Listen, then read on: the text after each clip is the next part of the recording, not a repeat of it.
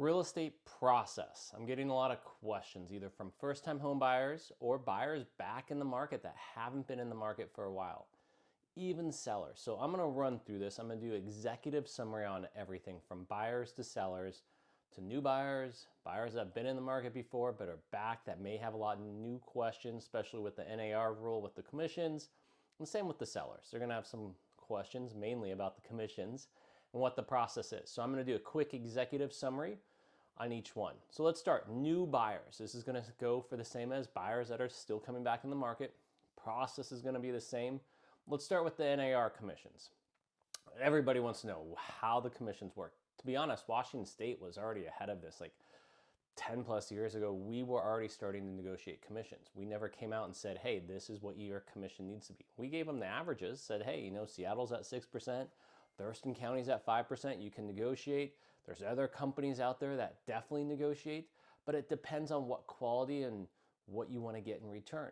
Now, the new norm, at least what I'm seeing, is definitely the listing agents getting the commission because they're paying for marketing, listing, their expertise, everything like that. And then on the buyer side, the agents on the listing is either offering a small percentage, medium, or a high percentage to attract agents. That's just the reality of it. Now, as a buyer, how that correlates to you is we now have to have a form signed by you, buyer's agency agreement, either on one specific property or just a blank kind of canvas that says, hey, we'll be your real estate agent. We're guaranteed a commission. Now, I have a normal percentage for my expertise and knowledge and everything that I use for my commission. And if the seller won't pay that, then you are responsible as the buyer to pay that. Now, I say that with a caveat and a little grain of salt. I'm able to negotiate my commission 99% of the time. I've only had once this year where the buyer actually offered to pay my commission. I actually said, no, that's fine, I'll take it. And they didn't think that was fair to me. They actually paid the extra percentage for my commission. Amazing, sweet hearts, out of their own check, payment, whatnot, I got the extra commission. Now, does that happen all the time? No. And will I be like, yes, go ahead, this is fine, we'll take this. If I'm not able to negotiate it, that's fine. But I have a certain percentage. Now, 99% I can negotiate it. If I can't, then that's on me. And a lot of people just say, well, you just roll it into the price. No, the whole point is to be able to negotiate your commission with the seller for you as the buyer, along with your purchase price and closing costs. So buyers, here's how this is going to start from the beginning. One, you're going to contact me.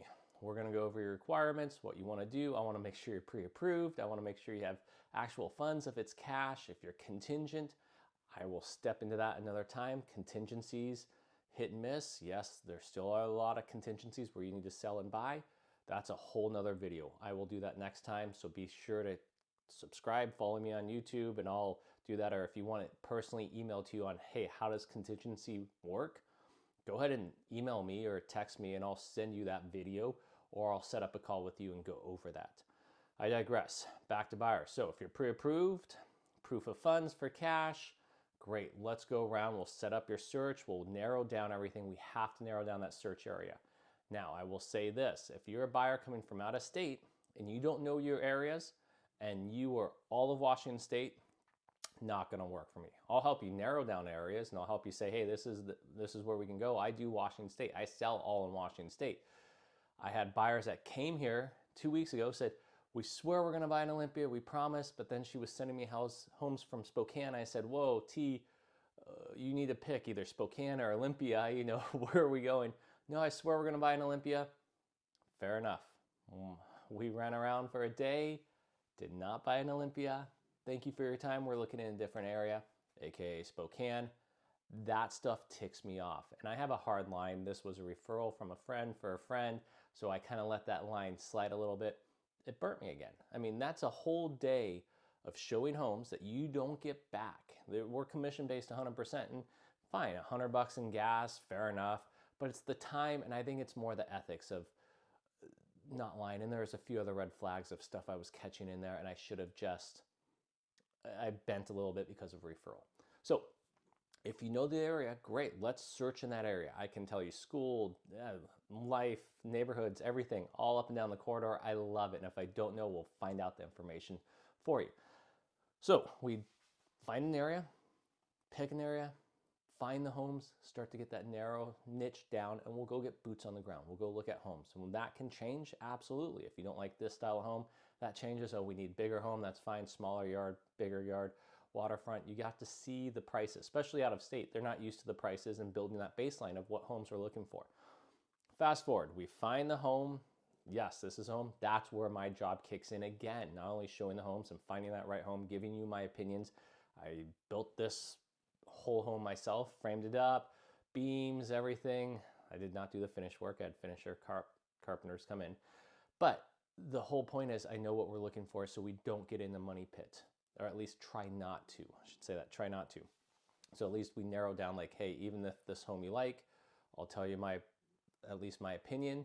If you still want to move forward, or if it sounds good and everything looks good, then step one is let's write an offer. Go ahead, we write an offer, we start negotiations. I'm going to give you my feedback on values. I'm going to run a full comp, see what I think the values are, what we should offer, how we should negotiate. We're going to ask closing costs, no closing costs. Are we going to push here, faster closing date, not? I mean, there's so many different variables how to negotiate, but each home and each agent will be different in how we negotiate.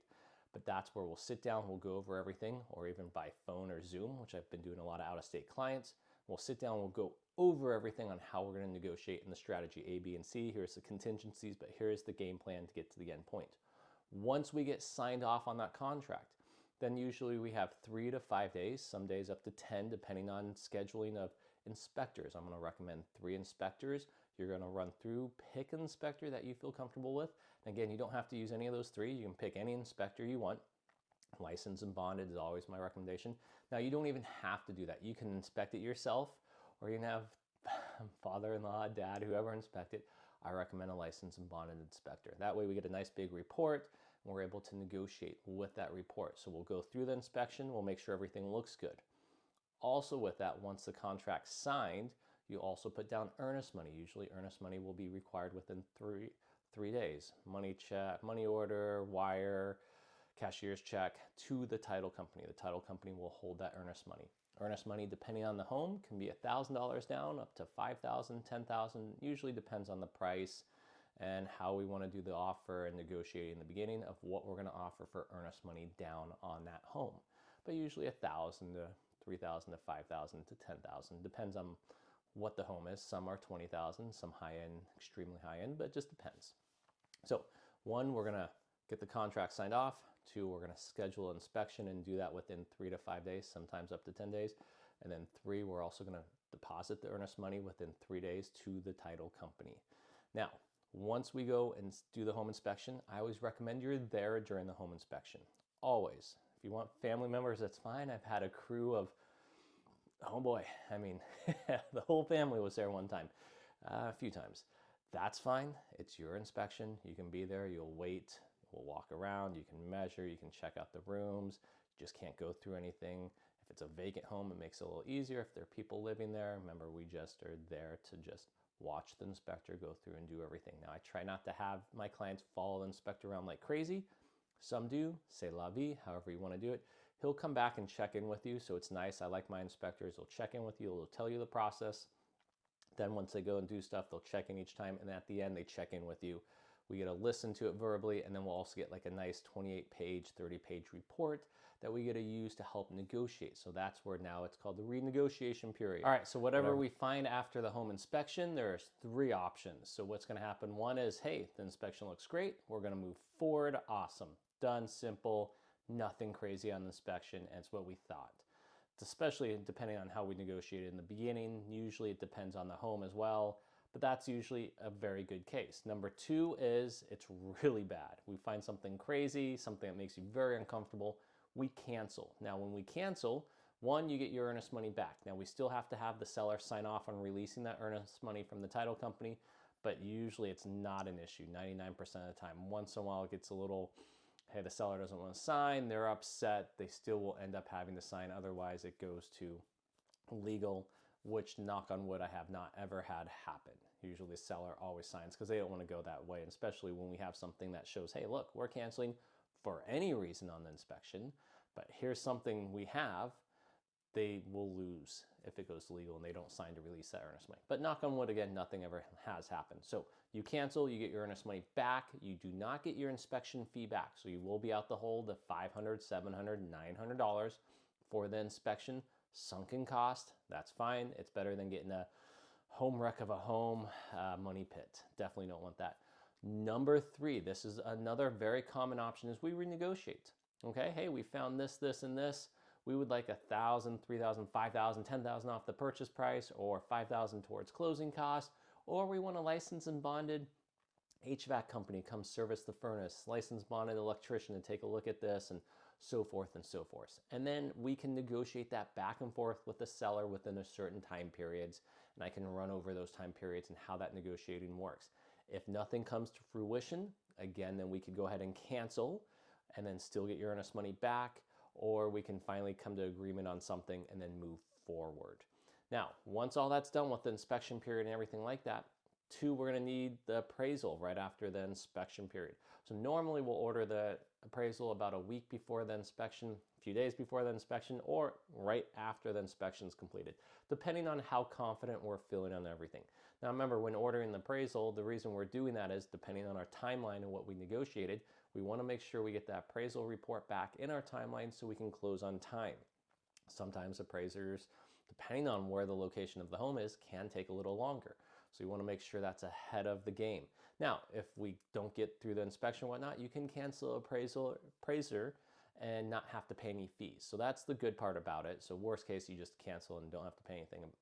If we do get through everything and we got the appraiser ordered, he comes out, she comes out and gets the report, great. Now we have that report done and you're pretty much done with me except for doing paperwork. I'm just doing paperwork, title company, the other seller's agent, listing agent, and we're just making sure everything's moving forward okay.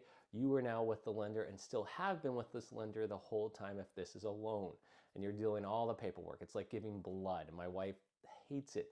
Every time I have her help me buy homes, I'm like, hey, we're on this contract. She's like, oh, more paperwork. Yes, it is giving a lot of paperwork because you're buying a home. It's a huge, huge deal.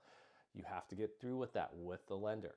Now, once you get all that paperwork through with the lender and you're going to underwriting, the appraisers come back and it's good, great. We move to closing usually a week later, goes through underwriting, final paperwork, appraiser. You'll have 3 days to review all the documents and basically make sure everything looks good on the financial statement. And it says, yes, that's great. We're good to go. You go ahead and sign, and then we'll go ahead and close. Whole process, usually 30, 35 days, sometimes 20, 25 days, depending on your lender, the loan, how fast we can expedite everything, the whole array of everything. Now, you're going to say, what if the appraiser is not good? Appraisal is not good, excuse me.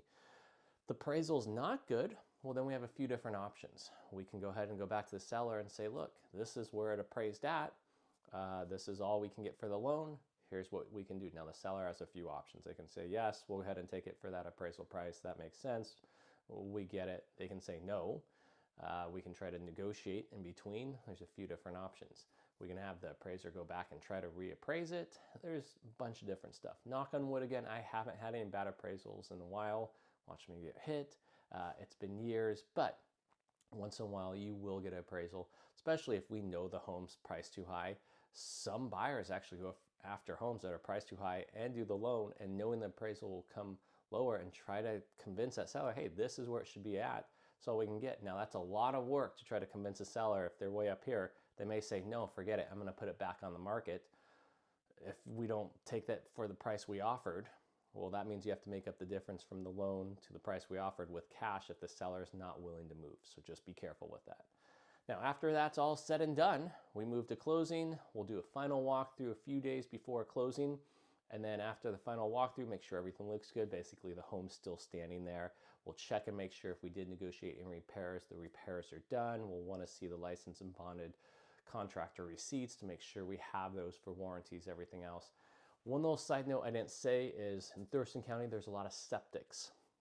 Septics are the seller's responsibility. They have to have a licensed and bonded septic company come and pump it. And then they also have to do what's called a time of transfer. It's at the county, has to be stamped, has to be certified that the whole septic company is working, and we have to see that time of transfer before closing. We do not want an unconforming, or we do not want a non-working septic. Some money there. And trust me, I've run into a bunch of that stuff. I'll show you what to do and how to negotiate, but that's on the seller. I mean, they have to have a working septic. I've seen some sellers say not dealing with it, and the deal has gone kabooey. But most of the time, 99%, if they're going to sell, that has to be working. There's no way around it. If we're on sewer, a sewer scope is always recommended. You'll see that in inspectors' forms where you can pick a sewer scope. That way you make sure from the house to the city sewer line is good and clear, so you're not responsible, or basically if it is from the house to the city line and it's crushed, or what we call orange crush, I've seen some of that before, or different pipes, roots from trees breaking a pipe, you do not want to be responsible for that. It's expensive. We're going to have the seller again negotiate that, because again, that has to be done before selling. Now, does the seller have to do that? No. I mean, but if they want to sell the home, unless they're going to try to hide it, but that's a whole different ballgame again. 99% they'll say, oh yeah, of course, we'll just eat that because of course it's going to need to be done. That's the whole point of inspections and going through everything. And the septic as well, I can walk through more of that, but that's all in the seller. We just want to make sure the time of transfer is good before we go ahead and close. So we'll do our walkthrough, we'll get receipts on repairs, we'll make sure the time of transfer is good. That's all good, and the seller disclosure is good. You can look at, the final disclosure on all the financials, everything looks good. Great, we'll go ahead and sign.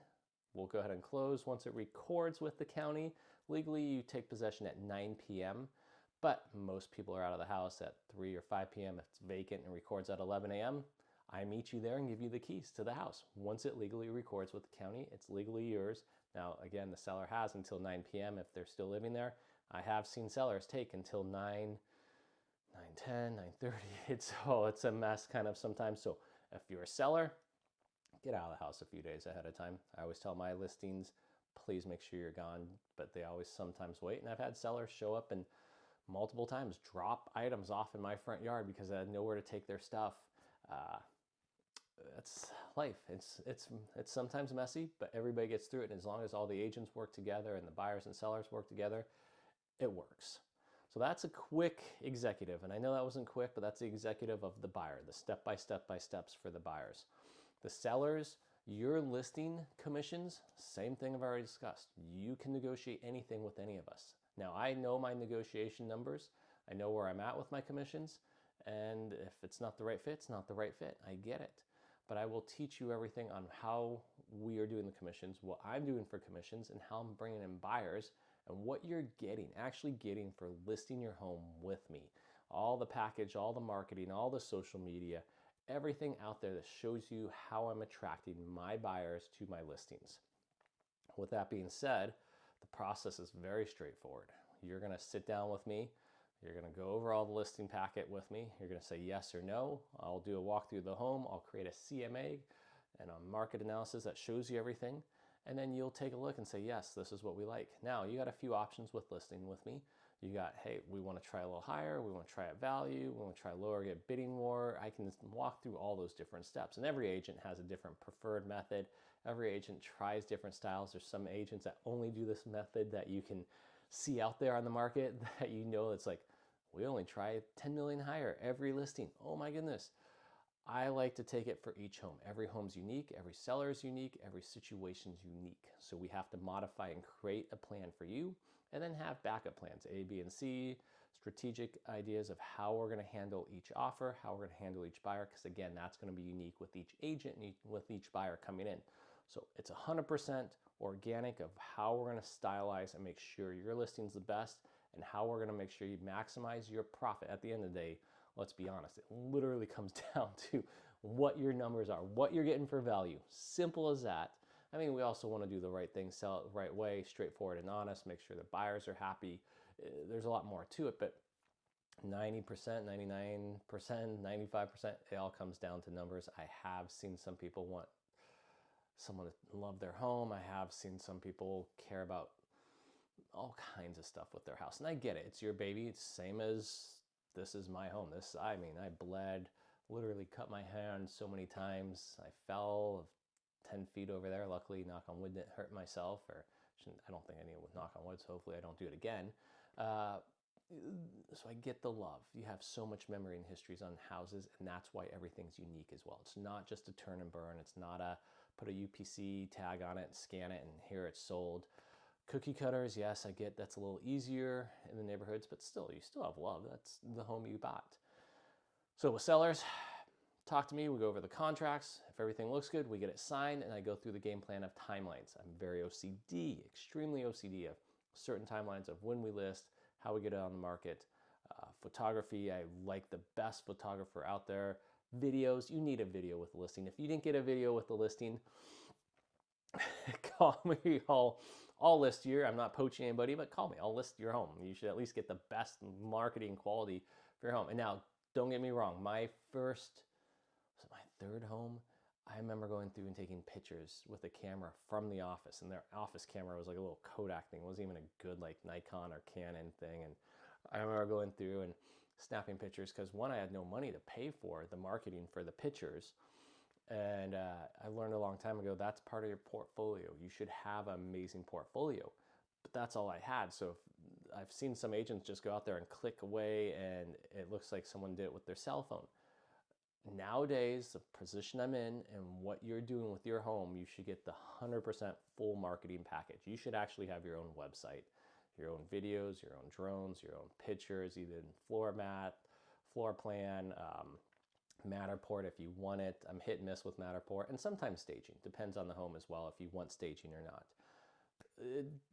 But each their own. Again, like I said, every listing's organic. We do the package, we figure out what we're doing with timelines, we get everything set up, pictures, listing date, open house. If you want an open house, hit and mid again. And nowadays, actually open houses are gold because remember, we need that buyer's disclosure if the buyer needs to come in to the home, and a lot of buyers sometimes are hesitant about picking an agent right away, but they want to see homes. Open house is great to have buyers come in, and then sometimes you're a dual agent because the buyer comes in and says, I want to use you. I love being a dual agent. Everything's laid out on the table, simple, easy, clean, precise. Everybody's happy and it's done. Each agent's their own, depends on how they want to handle each situation. But those open houses are key. So yes, you need to do an open house. Now, can you go past a maximum of open houses? Yes. If no one's showing up on your second, third open house, fourth open house, stop. Just stop. I mean, it's either a price problem or the market's dropped. It's not the market's dropped right now. There's still buyers out there, so it's a price problem, and I've seen it. Dealt with it. Won't do it again. If we're open house is one or two, and then no one's showing up for the third or fourth, we're good. Now we need to talk about strategy of price reductions or what we're going to go through. And that's all in the beginning. When I sit down with you as a listing, I go through all those points of what's going to happen, contingencies after contingencies, A, B, and C plans on listing your home so you know what to expect. It's not a shock. It's not a surprise. Everything's front loaded so we know what we're getting into. And 90% of the time we stick with the plan. I say 90 because some people still want to give it more time if we want to do a price reduction, even though we've set certain limits. Fair enough, c'est la vie, but there's certain points that we can't go past because then it doesn't make sense. You're just hurting yourself. And I'll run over all that with the listing. Once we get the listing up and live, we wait for offers. Once the offer comes in, I present the offer immediately to you. You'll get it emailed right away, and then we go over the offer, review it. If we get multiple offers, I'll go over the multiple offer steps. If we get the offer and you want to negotiate, absolutely love negotiating. I'm a shark. That's part of the business. We need to make common sense, though. We don't just do aggressive. We don't just do ego. It's common sense, numbers oriented. That's how I like to negotiate. And you like to work with the other agent. You don't just like the bulldog or, again, ego, peacock chess. There's no point in that. This is your best interest to help sell. The buyer is there to buy. Let's work together. Let's get it done. And everybody's happy. That's the point. If you wanted to just peacock chess and be like this, yeah, well, you can do that in your own properties. You can do it wherever you want. I just find no need for it. I know there's a point on price that we need to stick to or the numbers, and then that's where we do get tough of, no, here's the prices. Well, then fine. If we're not going to negotiate, you're not going to hit our prices, or if it's not going to work, of course, there's some wiggle room, and of course, there's some negotiating, but ultimately, it comes down to you making that final decision. You get to say yes or no. You're the boss. I give you my advice. I give you my strategies, but you get to pick what you want to sign off on. Remember, again, it's your home. Once we negotiate, we go and reverse the thing of the buyers. The buyers will go through that whole process I talked. As the sellers, we'll wait for them to do the inspection. We'll wait for them to either negotiate or move forward with the inspection. Hopefully, knock on wood, as a seller, they don't cancel. I've seen it before. And if we get a contingent offer, I will run through that. Not a big fan as a seller for contingent offers. I've had way too many stories. And again, as a buyer, I will explain why contingent offers aren't good. And as a seller, I will explain the same thing. Now, do they exist? Do they happen? And do they work? Yes, yes, and yes. Do I like them? No, not at all.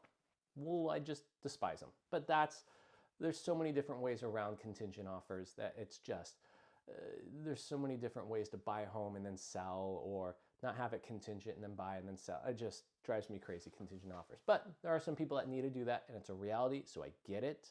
I will never push away from them. I will explain the pros and cons. As a seller, you can make your decision.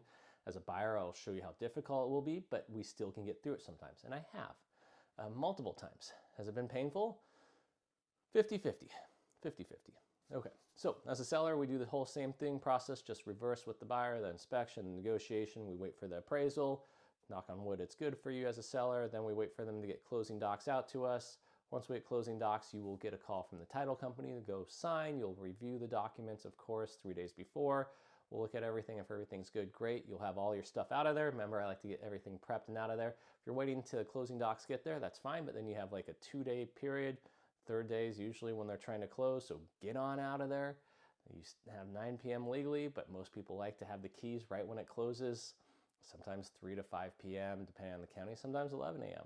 So it's nice to get out of there. Day 2, have movers ready. If movers don't show up, you better have a game plan, because I've seen where movers have not shown up. You're renting a U-Haul, you're getting out of there, you're calling family, friends. Have I helped move before? Yes. Do I offer my services? No. Yes. Worst case scenarios, yes. I'm not that much of a Grinch, but not ideal. Not a mover. Real estate broker. But some situations come into it where we need to get stuff done. That's the reality of it. Once it's done, you're leaving keys, garage door remotes, manuals, everything you can in the kitchen, in a certain spot. We deliver it and we're done. That's it as a seller. Those are the quick executive summaries. Buyers, sellers, straightforward, easy process. Call me, I can run into so much more detail. But that hopefully gives you a baseline of, here's what we need to do as a buyer and as a seller. At least in my world, there's a lot more to it. This is not legal advice, just saying that right now. This is how I perceive it, and there's a lot more to it than that, and there's a lot of legality with it. But this hopefully gives you a baseline of knowing what to expect as a buyer and a seller. All right, Captain Ron out. Have a good day, everybody.